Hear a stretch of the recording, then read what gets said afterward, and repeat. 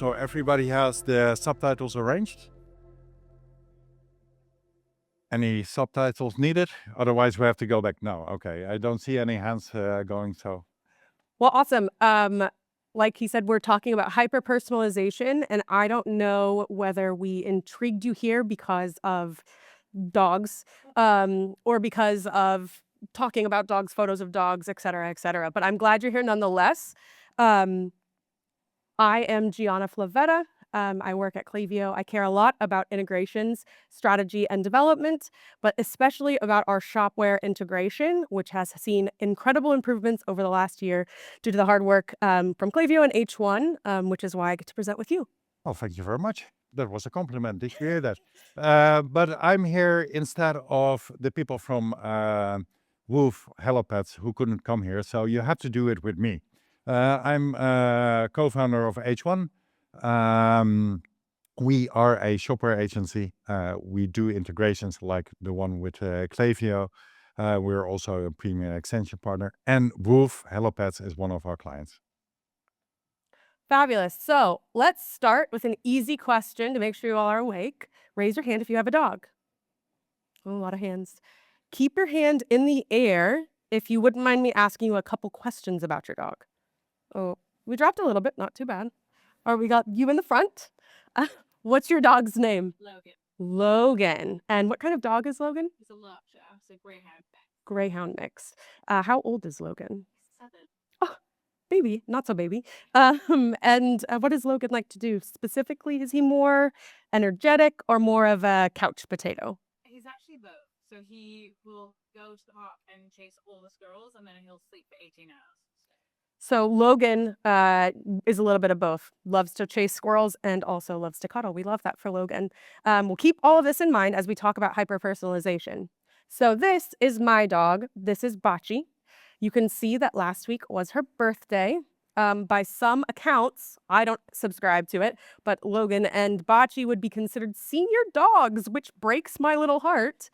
Anyhow, but say I had a dog brand and I needed a birthday cake for Bachi, and we knew our #1 bestseller was this fantastic birthday cake that uses a lot of carrots inside. We're like, oh, yep, this will be perfect. Let's send them an email about this birthday cake.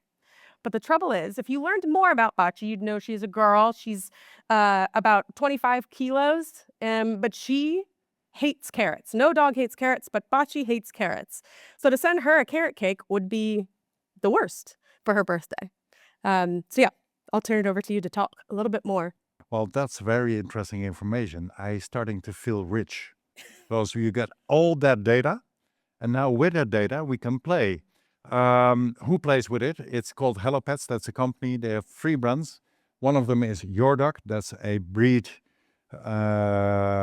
specific dog food. So if you have another breed, you have other dog food. Haze is for more animals than just dogs, and we're talking about today about WOOOF.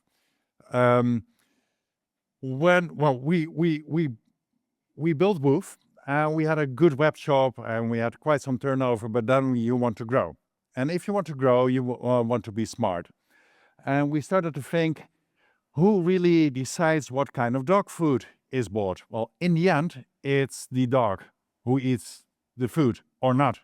If they don't eat the food, it's not bought at all. So we didn't know actually who was behind. We knew the name of the people that ordered, but not the dog or the dogs behind. And so we wanted to know what kind of breed, because a big dog eats more. It's easy. We wanted to know the age and the preferences, like the carrot cake. Without data, there was not real personalization. There was with data. We know what people saw, the browsing data, the conversion rates and things like that. But we needed more. And well, actually we found out with Shopware open source, we could build whatever we wanted. And then with a very smart Klaviyo segmentation and all the rest that John can tell about, we really had a good solution to do that. So, but then again, it's your dog. Why would you give all that information? It's good that you gave it to us. Now everybody knows. But yeah, we really had to seduce people to give more information on the dog. Well, you normally do that with cookies or any other present, and we found out that works with people as well. We started to build a kind of dog passport functionality where we let people fill in all that very specific information about their dogs, the breed, allergies, and things like that. And I say on purpose dogs, because that was a difference. You never know whether it's one dog eating a lot or two dogs, two small dogs. And it's interesting to know. How we did that? Well, actually, we just seduced them with a present. We said, if you fill in this, well, you get a birthday present for Bobby or the other name. That really helped. So a couple of days before the birthday, they get a mail. If they order something, they get a present with it. And if they don't order, well, they get another mail, and you know the drill. You might say, okay, this is just a little bit of personalization. Not so interesting, just one day in a year. It is a very good converting mail, though. The other thing is, since we know the birthday, we also know the age. And this was really important because this dog, it's probably the same dog, but it's something else than this dog. And we found out that the churn, people that didn't buy the dog food anymore, was mostly at the moment that the dog gets older. And when this is a certain dog food, then you get adult dog food, and then you get, how do you call it, elderly dog food? At least, yeah, quite often a veterinarian tells, oh, now she's really getting older, she needs other food, and then they're not client anymore. We want to prevent that. We want to be with them from cradle to grave. Well, okay, let's say all of their lives. So sounds a little bit better, isn't it? There were more personalized experiences that we did. I won't sum up everything, but one of the best working things is if there is contact with the customer service, they use the name of the dog. Can you imagine that you call and you say, I have a complaint about this dog food, the bag was open or something else, and somebody says, oh, so Bobby doesn't have any food. I'll send a bag over as soon as possible. It really feels different. People love their dogs, and then they love people that care for their dog, or talking about the allergies of Bobby and things like that. It really creates a sense of belonging. So we do that in phones, chats. I say we, it's the client WOOOF, but then again, all kind of communication. We send traditional mail delivered by a mailman. You think, whoa, we're in the age of digitization, but this really works well. If there is a postal card sent to Bobby itself, like directed to Bobby, people start to read that and they buy. So that's cool. And that's, in the end, that's a little bit what we want, isn't it? A lot of personalized upsells. Sometimes we already know what they like, what they dislike, the allergies, so we don't sell the wrong product to the wrong dog, or we know there are two dogs, so we give an advice for one dog and the other one, and we try to combine the orders. It really works very well. So the main idea when we started this project was about loyalty and conversion rates. And that helped because, well, people and their dogs became more loyal, and we had a better conversion rate, lower advertising cost. But the other thing that we probably didn't realize, that we found out with all this data, that we could avoid a lot of discounts. And I don't know if there are any retailers here in the room. Yeah, there's some retailers. Discounts, it hurts your margin, isn't it? It's difficult. So we measured price sensitivity, and we found out that on, let's call it the bread and butter of WOOOF, the normal dog food, you don't have to give a discount, because once the dog is in, he eats it a couple of times, he keeps on eating it, and discount, well, you don't sell more. it does work with upsells, with snacks or other stuff that they sell next to it. So by measuring the price sensitivity, we found out who is price sensitive and on what product are they price sensitive. And we saved a lot of money with that, or we got a way better margin. So we chose the right products, and we found out that in this target group, presents work better than euros, real discounts. So a couple of reasons. One of them is the perceived value of a present is higher. The other one is, well, the emotional bonding is a little bit better.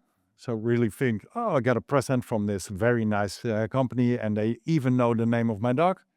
And then in the end, yeah, as you know, €10 product value is way less than €5 or €7 discount. Well, what's up next? This month, oh, that's going very fast. But what's up next? We do personalized mails, calls, etc., but the website is not personalized yet. So in the near future, we hope that if you browse, we recognize you and you get other content than the other people because we know you. So we really want to build a enhanced relationship, and yeah, it's your lifelong smart buddy from puppy to senior. That's more or less the idea. Awesome. So all of that hyper-personalization is fantastic, but the reason why they were able to action on it so well is they had systems that were in place that can accept that data and then do something with that data. So Klaviyo and Shopware work really well together because you have that data sync that's happening, and then you can use that information to trigger events like flows based on behavior, and you can send then really hyper-relevant campaigns. Which is, all of this is fantastic, but so what? What does it mean to you? What does it mean to your brand? What does it mean to the brands that you represent? So let's think about your hyper-personalization strategy. First, you're going to start with a subject. Figure out who the subject is. So at the very beginning, say who or what are you shopping for? So for, WOOF, this is the dog, but for a skincare brand, this could look like the skin issues, skin needs. For a wine shop, perhaps, you can think of maybe an occasion or a palette, somebody's wine palette. Or say you are a B2B business and you have materials for construction companies and projects that they work on. Your subject would be the project itself. So after you've identified that subject, figure out ways to capture the subject's attributes. At the very beginning, when I said to look around and see, a lot of hands shot up saying that they had a dog. I'd say most of the hands stayed up saying that they wouldn't mind talking about the dog, which is in front of a group of people, let alone personalized to you in your inbox saying, hey, can I have a little bit more information so I can make the experience better for you? Next is to act on your subject's life cycle, not just the buyer's life cycle. So instead of doing a 30-day, 60-day, 90-day re-engagement campaign, instead this would look like you understanding when that tube of moisturizer is going to run out and when somebody might need to reorder, or perhaps reminding a customer who purchased a gift of a bottle of wine that someone's birthday is coming up again. Or again, if you are that materials supplier, understanding when that project is going to end so that you can re-engage with them as you can anticipate them starting a new one. So you've identified the subject, you've captured more about the subject, you're acting on the subject's life cycle. And then specifically, you can look at your data overall, but if you double click into each one of these subjects' personas, you can find out a lot more about your brand, about what your buyers are doing. Like in the WOOF example, understanding, for instance, that, if they're ordering senior dog food and all of a sudden they drop off, it might not be because they are not interested in your brand anymore, but instead, well, I don't want to say what might have happened. Anyhow, I'm not going to have you walk away and not have something to action on. So take out your phones, which is not something you normally want someone to do during your presentation. But grab this QR code. It's going to take you to a website where you can grab a prompt. You'll have to click the little drop-down button and then the 3 dots on the side, and you can hit copy code. What I want you to do is paste that to any LLM. Here, I'll get out of the way so you're not just taking a million photos of me. Not that I mind it. But paste it into any LLM of your choice. So Claude, ChatGPT, Gemini, whatever you typically use. And you'll get that expert advice of what hyper-personalization means for your brand. The prompt should be asking you questions about your URL, etc. Can I have somebody nod saying that this is happening to them? Great. This is Fantastic. important that you should sing. We needed that background music, right? All right, give it a read. Take a minute. All right, well, I want you to turn to your neighbor. We have a little bit of time.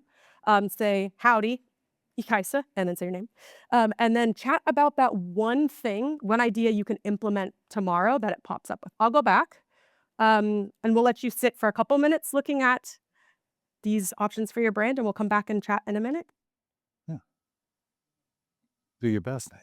If anyone needs some technical assistance, Yeah, if you're struggling, raise your hand and I can run to you.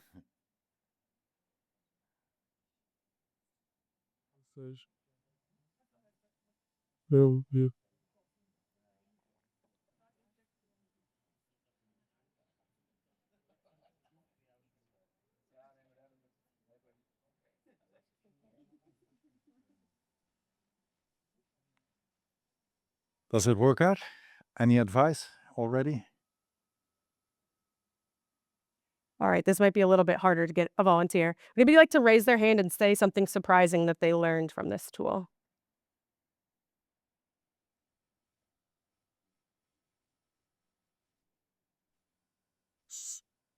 I'm selling dog bro, and we asked our clients what's mostly important for that. Discounts, of course, and second one, gift for Okay, so so discounts. People say it's important, and that's what we heard with WOOOF as well.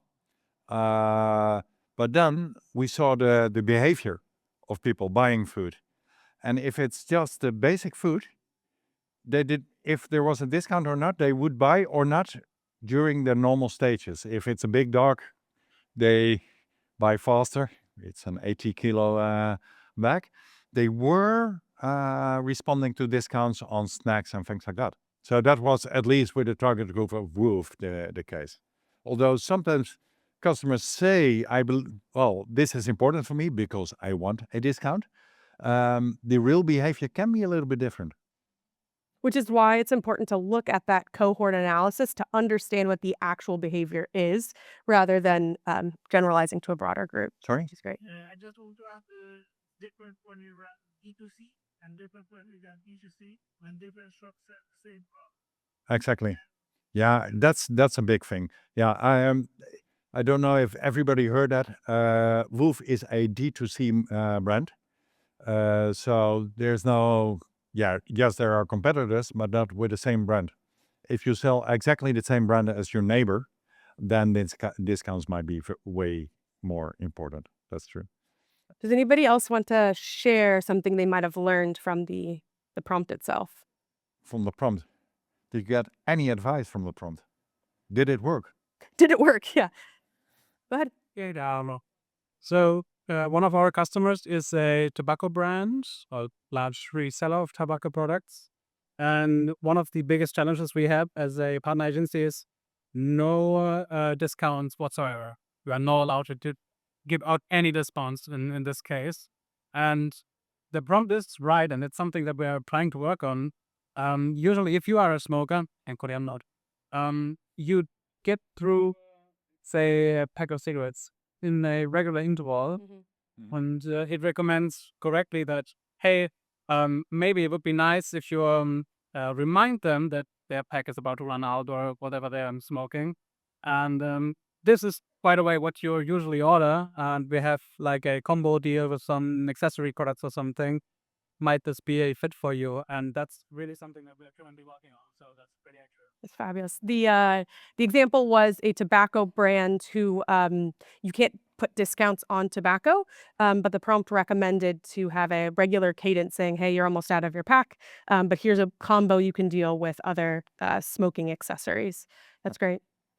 That's a very important case with WOOOF as well. And then we found out with that family, the terms are like 30 days, the others 90 days. It all depends on the dog, the breed, the amount of dogs and things like that, or the amount of chain smoking in your case. Yeah. Anybody else who learned something very special here? Or do you think, well, now I have my little secret, I take it home and I implement it tomorrow, and then I'm gonna be rich like WOOOF does. Oh, there's an as a post supplements or like thing joint and complementing for project digestive hookah and it's suggested 3 to 4 weeks after upper pie to connect customer. Okay, how's your horse? That are maybe moving or feeling and trying to sell a gas sale supplement with another direction of use. Okay. That's interesting. Did everybody hear that? Okay. I'm gonna try to summarize it. Supplements for horses. So the idea that Claude or ChatGPT, I don't know, ChatGPT was, okay, after you send the product, after some time, I forgot the time, 21 to 24 days, you send in an email asking how it was, How the horse responded. how the horse responded. Yeah. So using the name of the horse and then asking how, what is a typical horse name? I don't know. I don't have a. in the audience. Bella, okay. How's Bella feeling? Does he respond well? If not, then try to sell another kind of product. So, Which is great because when I think of supplements myself, I really don't know if I'm ever paying attention and just throwing money down the drain to buying more and more supplements. and that attention really works with WOOOF as well. After the first order, they always get contacted, either by mail, by traditional mail, or even phone calls, and where they use the name of the dog, if we know that, and ask how it was, because they know if people order 2 or 3 times, they normally stay. But it's a critical point to get a second and a third order. So that's The repeat purchase. Same product again. Mm-hmm. That it works almost the right combination. Yep. exactly. Yeah. All right. Well, are there any other questions about the content that we presented? We wanted to leave some time at the end because this is so important to your brands. There's a question. So you have used Shopware as the shop, and they have covers the email payment. Where does all this customer? We use both actually. So we capture it in Shopware. The good thing about Shopware, you can build everything, as you probably know. So that dog passport functionality, it lives within Shopware. Then we send it to Klaviyo, and there is the Klaviyo magic over there, using all those fields and all that data to send the right email to the right person at the right moment. Yeah, exactly. And then there is also they also use Zendesk as their customer service app application, and they can see in Zendesk, as far as I know, the name of the dog and the order history and things like that. So it's all integrated. Yeah. There's not a separate CDP. You could say that Klaviyo is a CDP because that's where a lot of the analysis lives. Yeah. So interesting. If you want something yourself, just tell me. We build it right away. No problem at all. Cool. Any other questions from the audience? Well, if there's nothing else, come find us at the Klaviyo booth if you have any questions that you didn't want to ask to a big, scary audience, and just ask to one of us. Exactly. Or find us drinking some beer. It's later in the That too. afternoon. Yep. If you can't get a hold of us, her name is Gianna Vlavetta. Well, Vlavetta. John, above it. Yeah, just. We don't call you Vlavetta. Yeah, no. Vlavetta. My name is Michel Willems, and you can find me at LinkedIn. Okay, thanks very much. Thanks all. Bye.